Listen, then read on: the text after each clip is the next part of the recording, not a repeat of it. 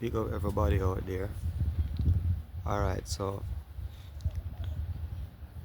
what I'm doing now is I'm starting a fence. It's a 20 by 22.5 fence, and I'm starting it today.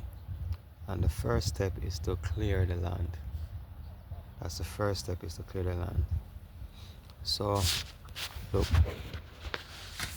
you can see the land is starting to clear. That's the first step, right?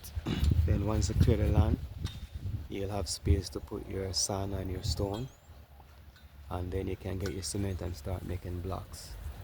So that's basically the process of building the fence.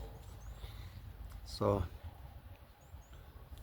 um, stay tuned as I share with you the process of building a fence.